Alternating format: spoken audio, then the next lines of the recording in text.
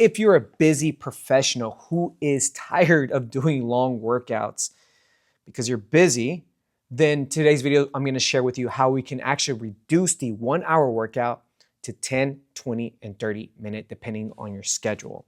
Here, I will introduce you to the short stack workouts where we actually can do a lot of things in such a short period. So that way you get the 10, 20, 30 pounds off and build muscles to sustain your fat loss journey.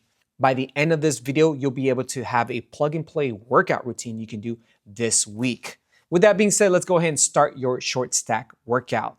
So here's the deal, y'all. You do not need perfect schedules.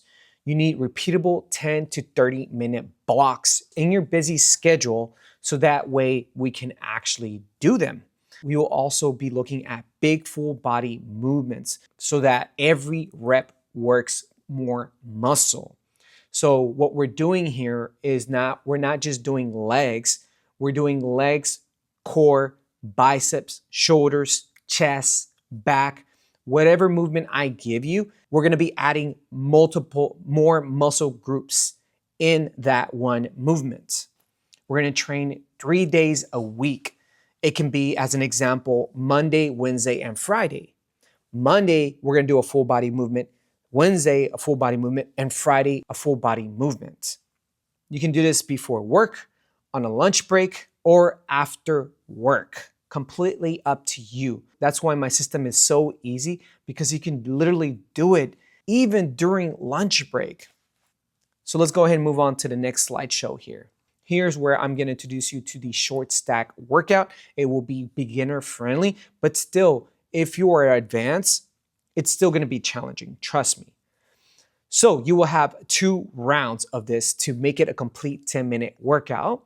You can do 4 rounds if you're trying to shoot for a 20-minute workout, or you can do 6 rounds of this for 30 minutes in total. I've timed this, so it's gonna be roughly about 10 to 30 minutes in total, and you'll be resting in between each of the workouts I'm gonna introduce you today, 45 seconds. 45 seconds in between each of the movements, starting with a squat, curl, and a press. So here, all you're doing is you're doing a squat, you're curling the dumbbells, and you're pressing it up.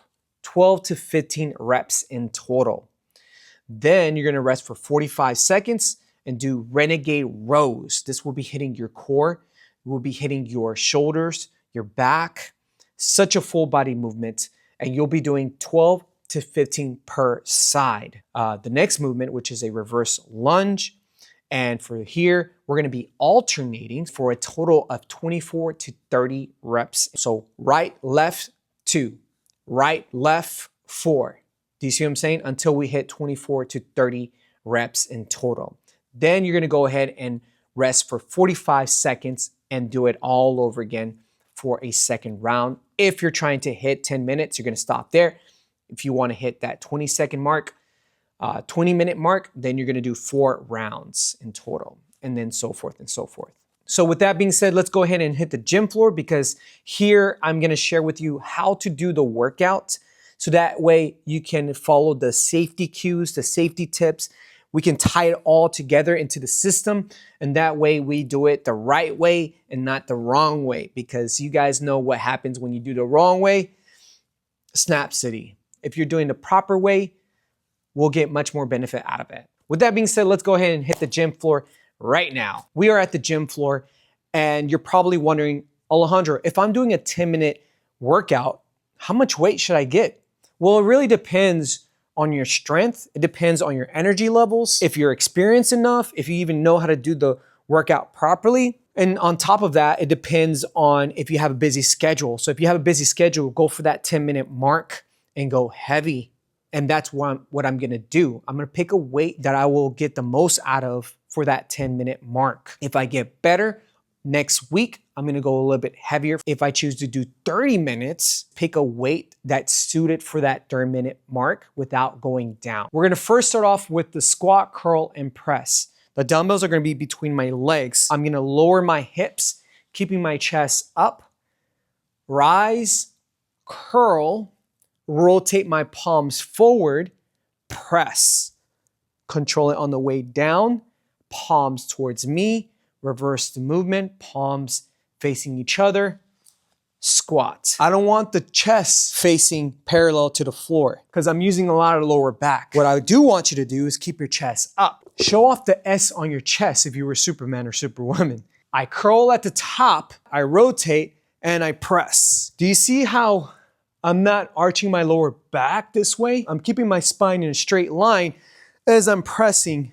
You know what's crazy is that in textbook, they say to do the squat in a narrow position. However, we found out later on down the road that not everyone has the same hip socket and femur bone. If the narrow squat feels like a pinching sensation on those hips, then bring your toes slightly out, about 15 to 30 degrees out.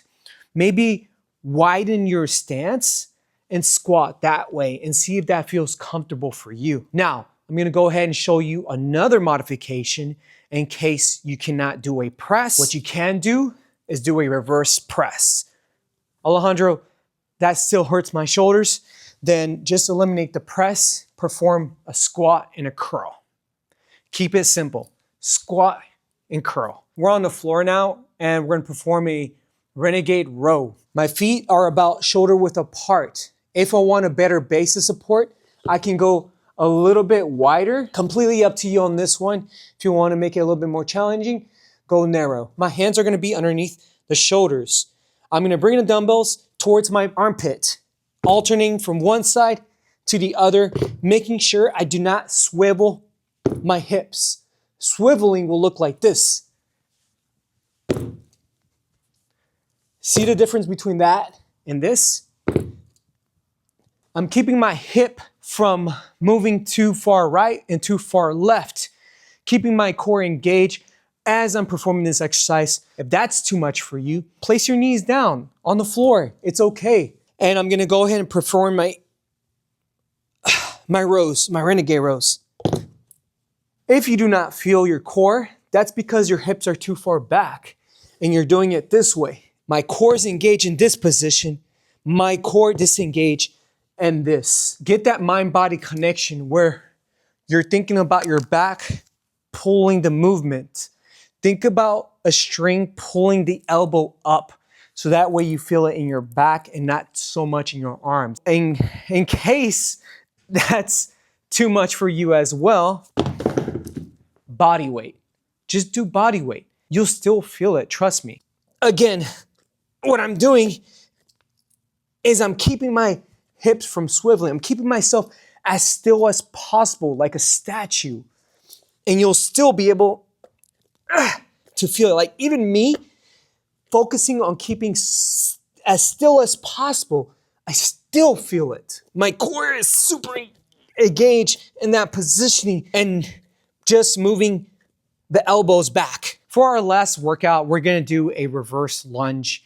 It's important to find your proper 90-degree angle. So what I like to do to find my 90-degree is grabbing a pad. I'm gonna place it on the floor. My knee is down. I'm looking for that 90-degree angle on both legs. So I'm gonna look down at my front leg and see if it's at a 90-degree angle. I'm then gonna look back and see if that's a 90-degree angle. And lastly, I'm gonna look at both of my knees and see if I'm in that shoulder width apart position where the knee is underneath the hip. Once I get those check marks, I'm then gonna bring myself up and bring myself back, right back down. This is gonna be the modification here. If you don't need that, kick that blue padding away from you and perform a reverse lunge, and we're gonna alternate with this one. I'm not fully extending my leg. I'm in that 90-degree angle as I'm performing that reverse lunge. I'm putting my shoulder blades back, keeping myself tall.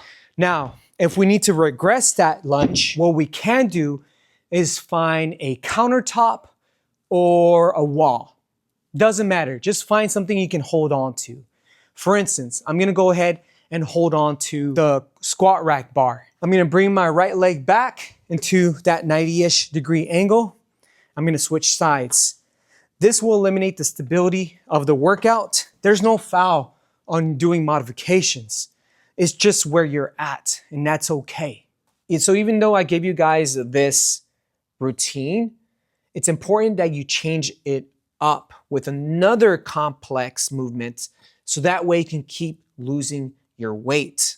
Like anything, things adapt. Our bodies adapt, and we must change something in order for confusion to happen so that way we can grow stronger. All right, team. So now you have a beginner short stack workout. However, in this channel, we pair these short stack workouts with my naked plate protocol. So you're not just burning calories, you're changing your body composition and keeping the weight off with these muscle building movements. But here's the truth.